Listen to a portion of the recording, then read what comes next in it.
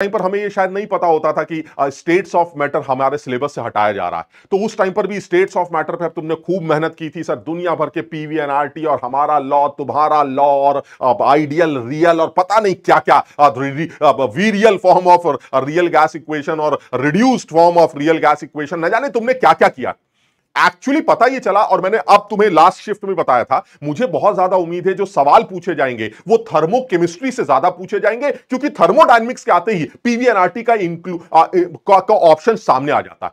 साथ ही साथ अगर उसने थर्मोडायनेमिक्स पर सवाल बनाया तो हो सकता है इरिवर्सिबल प्रोसेस पर सवाल ज्यादा बनाए as compare to reversible process. आप समझने की कोशिश करिएगा, यानी अगर आपको थर्मोकेमिस्ट्री पर ज्यादा सवाल मिलेंगे तो जिन बच्चों की अभी आगे आने वाली शिफ्ट बची है उन बच्चों से फिर मैं यह हिदायत दूंगा कि आप थर्मोकेमिस्ट्री को एक बार फिर से रिवाइज कर लें। Heat of combustion, heat of formation, heat of neutralisation, heat of dilution, heat of solution, आप जो भी हीट ऑफ फेस ट्रांसफॉर्मेशन, जो भी कुछ थे, हीट ऑफ एटमाइजेशन, ये सब एक बार रिवाइज कर ले, क्योंकि इस पर आने वाले सवालों के चांसेस बहुत ज्यादा है, क्योंकि इसमें पीवीएनआरटी का इस्तेमाल नहीं।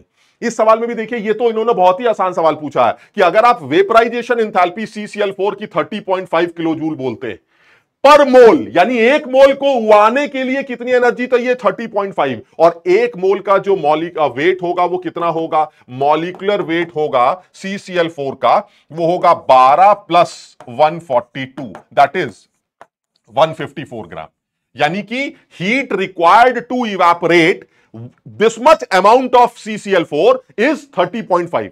तो अगर आपको 294 ग्राम को उड़ाना हो तो कितनी एनर्जी, अरे सर एक मोल को उड़ाने की एनर्जी इतनी है तो फिर इतने मोल को उड़ाने की एनर्जी कितनी होगी, तो बहुत ही आसान सवाल है। यानी कि 154 ग्राम को अगर आप उड़ाना चाहते हैं तो आप कितनी एनर्जी प्रोवाइड करेंगे, 30.5 किलो जूल। अगर आप 1 ग्राम को उड़ाना चाहते हैं तो सर 30.5 अपॉन 154 किलो जूल, और आपको तो सवाल में 294 ग्राम उड़ाने हैं, तो this is 30.5 divided by 154 into 294 gram. Sir ये आपका फाइनल आंसर आएगा। आप इसको सॉल्व कर लीजिएगा और सॉल्व करके जो भी ऑप्शन सही लगे उसको टिक कर दे। क्लियर है सब लोगों को, ये बात समझ में आ रही है, क्लियर है? तो ये जो भी ऑप्शन, जो भी मेरे ख्याल से सॉल्व करके ये 58 ग्राम के आसपास, 58 किलो जूल के आसपास निकल के आता है, तो आप इसको अपने हिसाब से चेक कर सकते हैं। 58 बिल्कुल सही। क्लियर है? आपको समझ में आ रहा है? मतलब आप समझ रहे हैं, ये सवाल तो यूनिटरी मेथड का सवाल है, बस ध्यान ये रखना था क्योंकि ये पर मोल है, तो एक मोल को उड़ाने की एनर्जी दे रखी है, तो फिर इतने ग्राम को उड़ाने की एनर्जी कितनी होगी, एक मोल का मॉलिक्यूलर वेट निकालो, यानी इतने ग्राम को उड़ाने के लिए इतनी एनर्जी चाहिए, तो इतने ग्राम को उड़ाने के लिए कितनी एनर्जी चाहिए। निहायत ही आसान सवाल।